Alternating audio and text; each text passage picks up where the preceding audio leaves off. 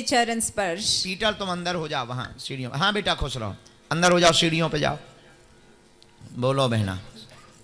चरण स्पर्श गुरु जी। खुश रहो, जय हो। जी मैं विकासनी हूँ, मैं सुबह से हूँ। क्या हो तुम? विकासनी। विकासनी। हाँ हाँ हाँ हाँ, हम समझ गए, अब हम समझ गए। पहले हमें डाउट था नाम में। हाँ मेरी बहना बोलो। गुरुजी वैसे मैं ब्राह्मण कुल की हूँ, पंडित खानदान की, भारद्वाज गोत्र है, पर मेरा एक समस्या का समाधान नहीं मिल रहा है। जैसे कि मैं देख रही हूँ कि ज़्यादा मंदिरों के अंदर यहाँ पर देखते हैं कि लोग बोलते हैं कमेटी मंदिर चला रहे हैं, लेकिन वहाँ पर ब्राह्मणों का यानी पंडित जी का कोई इज्जत नहीं दिया जाता। और इस बात से मेरा क्या बोलूँ कि अंदर से जो मेरा ब्लड है ना, वो वार्म ब्लड, जैसे कि खून जिसके बोलते खोल जाते, गुस्सा आने लगती है और मैं खुद पे काबू नहीं कर पाती और मैं कमेटी से बोल भी नहीं पाती कि ये गलत है। एक मंदिर के अंदर अगर एक पंडित जी बोलते हैं ठीक नहीं, फिर दूसरे पंडित जी को लाते बोलते ठीक नहीं, फिर तीसरे पंडित जी को लाते बोलते ठीक नहीं। गुरु जी क्या आप इस समस्या का समाधान बता सकते हैं? और दूसरी प्रश्न ये है, हमारे फीजी में हमने कोई ऐसा गुरु नहीं पाया जो हमें सही मार्ग सही रास्ते पे चला सके।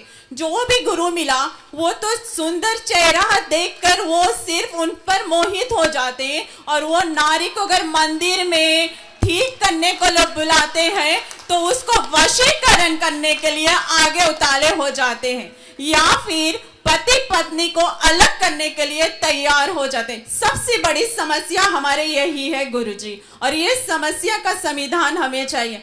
तीसरा प्रश्न ये है गुरुजी, जो माताएं होते हैं उनको घर में हम लोग शिक्षित करते हैं, परंतु जो हमारे बच्चे होते हैं वो बोलते हैं कि जैसा माँ वैसा बेटी, जैसा पिता वैसा बेटा, लेकिन ये ऑपोजिट हो रहा है। जो ज्ञान हम देते हैं बच्चे को, जैसे कि रामायण का हो, गीता का हो, किसी भी शास्त्र का हो, लेकिन बच्चे जब बाहर जाते हैं दोस्तों के साथ में वो कुछ और अलग होता है। या फिर ये समझ लो कि एक परिवार आगे बढ़ रहा है, किसी को रहा ना गया, उनको बेटा का उनका मृत्यु का दंड दिया जाता है, यानी कि बिना कुछ करे उनका परिवार खत्म हो गया। ये समस्या का समाधान चाहिए गुरुजी।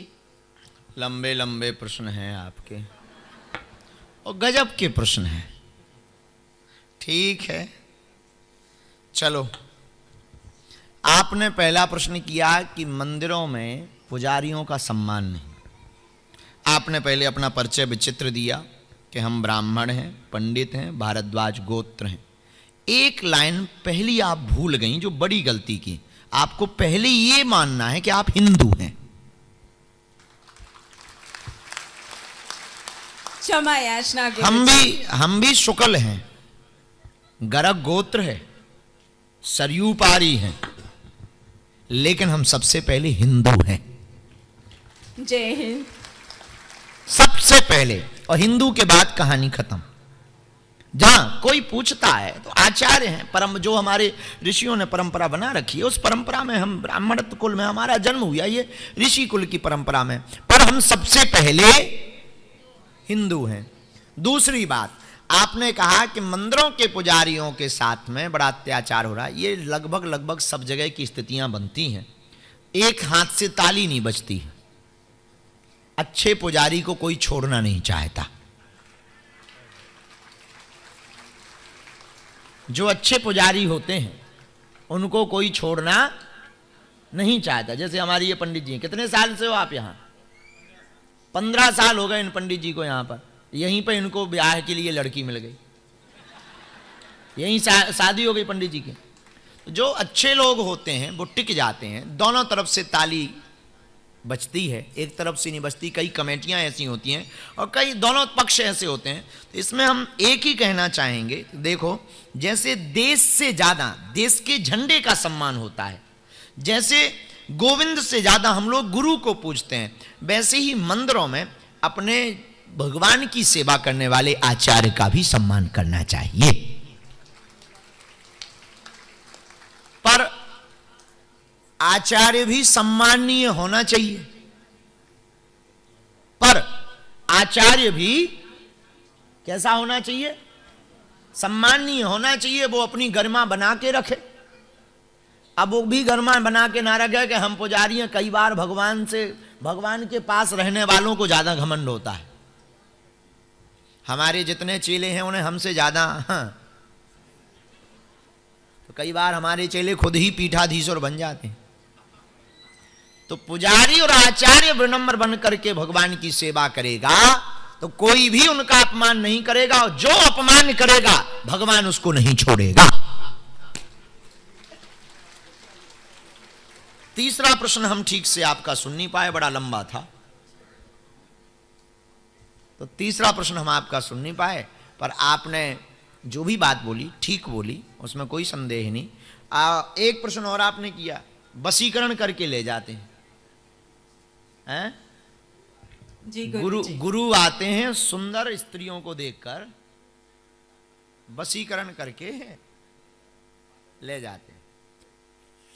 इसमें भी हम यही कहना चाहेंगे कि वशीकरण इतने लोगों के पास नहीं है जितना आप समझ रही हैं।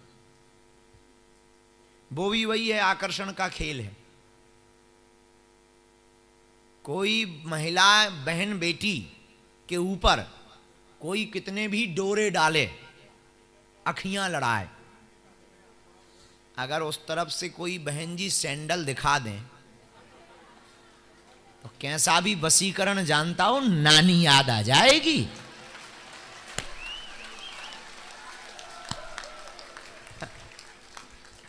एक बार सैंडल भर दिखा दें, वो वशीकरण का बाप जानता हो। अब ये भी करें और उधर से भी, तो फिर वशीकरण की जरूरत ही नहीं है।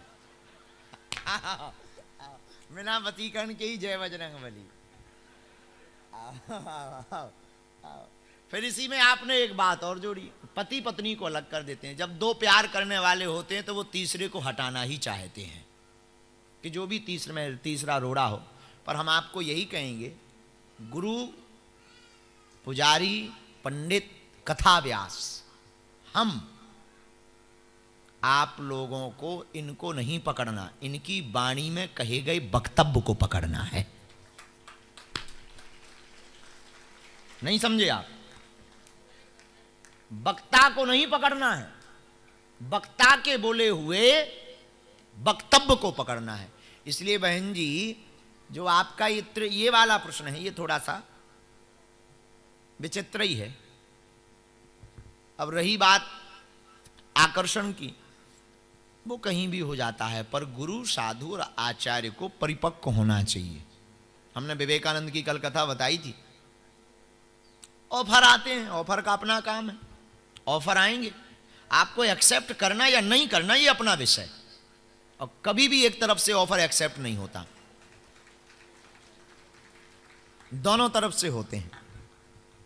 इसलिए इस पर भी विचार करने की आवश्यकता नहीं है। अब तीनों का एक समाधान और सुन लो, अंतिम। पहले आप शिकायत करना बंद करके सुधार करना प्रारंभ करवाओ।